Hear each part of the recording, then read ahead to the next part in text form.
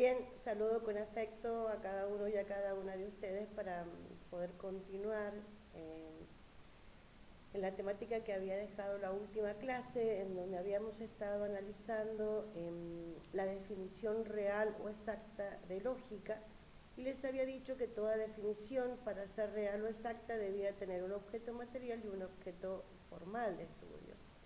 El objeto material es el tema de estudio y el objeto formal es el punto de vista desde el cual se aborda ese tema de estudio, que en el caso de la lógica, el objeto material son las operaciones mentales, cómo trabaja la mente humana para poder conocer. Y el objeto formal es lograr fácilmente y sin error la verdad. Entonces, bueno, para poder profundizar en este tema de la verdad, necesariamente los debo ir llevando simplemente y paulatinamente en el plano lógico formal o en el plano abstractivo. Y para eso necesito remitirme a la edad antigua, esta edad antigua en donde aparece la filosofía por primera vez en la historia, en donde el hombre o el ser humano creía en mitos, en dioses o en divinidades, y la filosofía justamente nace para dejar estos dioses, estos mitos o estas divinidades de lado y dar una explicación desde la razón. ¿Sí? Vamos a ver que estos primeros pensadores son los presocráticos, y a ellos voy a recurrir porque estos son los que me van a dar las bases para poder explicar un poquito el tema del objeto formal de la lógica. Los filósofos presocráticos que vivieron antes de Sócrates en el siglo V se preguntaron por el cosmos, por el orden, ¿no? Cosmos significa en griego orden, a diferencia del caos, que significa desorden. A ellos les llamó la atención, les admiró, les asombró ver que existía un orden en los astros, en la primavera, el verano, el otoño, el invierno, en el mismo cuerpo del ser humano, un orden, en los cuales ellos se encontraban como inmersos en el mismo, pero que no lo sostenían, no lo habían generado tampoco. Entonces ellos decían, ¿quién ha generado este orden? Y es así como comenzaron a postular la existencia de principios, elementos, ¿sí? O arjé o arché, como ustedes lo van a ver en filosofía, que son los que sostienen este orden porque no querían hablar de dioses o de divinidades. Y este principio, este elemento o este arjé, para Tales era el agua, para Anaxímenes era el aire, para Demócrito el átomo, para Pitágoras era el número, pero nos vamos a centrar en Parménides. Y Parménides va a decir, fíjense, todas las cosas o todos los entes tienen algo en común. Esto es, y es un celular, esto es, y es una lapicera, esto es, y es un teclado. Entonces todos comparten el acto de ser. Son, pero son de modos diferentes. Esto lo va a ver Parménides.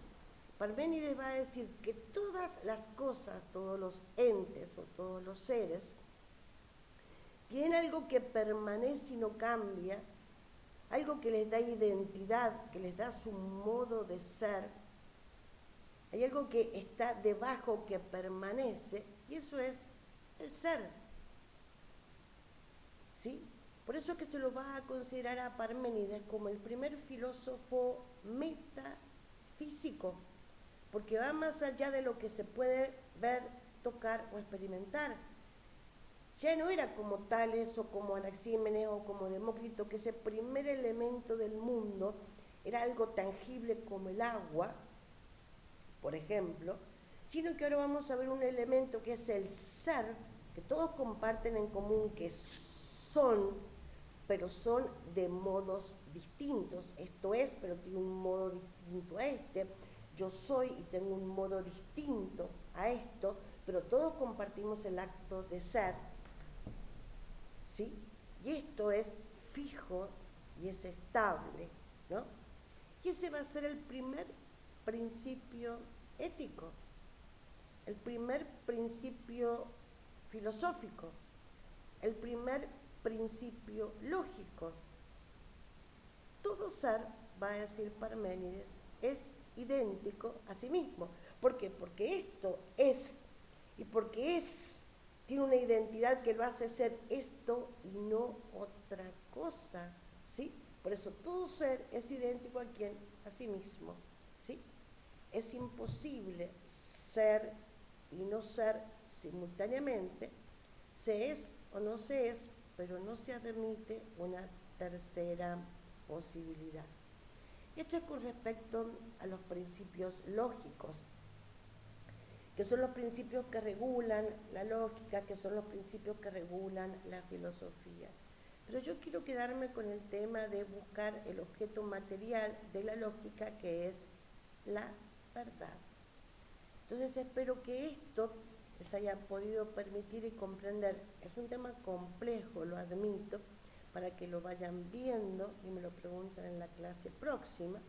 Y por mientras les voy pidiendo, queridos alumnos, lean la bibliografía de Jacques Maritain, que está en el material bibliográfico, las páginas de la 13 a la 21. Y también vayan resolviendo dentro de lo que aparece como el documento de cátedra, la unidad 1, ¿sí? Para que ustedes puedan ver allí toda esa explicación que hay, que va haciendo ejercicios y lo puedan ir haciendo de la unidad 1. Ahora voy a pasar al objeto formal de la lógica y voy a hablar de la verdad. ¿Y qué es la verdad? Fíjense esto, yo por ejemplo digo, esto es un mouse, y se dice que hay verdad lógica cuando hay adecuación entre lo que pienso, digo y la realidad señalada. ¿Sí? Entonces, si hay adecuación, hay verdad lógica.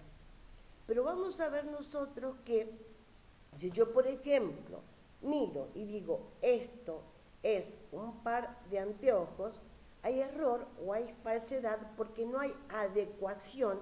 Esto es lo que se conoce en filosofía como adecuatio. No hay adecuación entre lo que yo digo con la realidad señalada. Esto con respecto a la verdad lógica, lo que más cuesta y lo que es un poco más complejo de comprender, que es la verdad ontológica. Entonces, como no creo que me pueda admitir este videito explicarlo de manera completa sin que se corte, les voy a hacer otro video grabándoles entonces qué es esto de la verdad ontológica.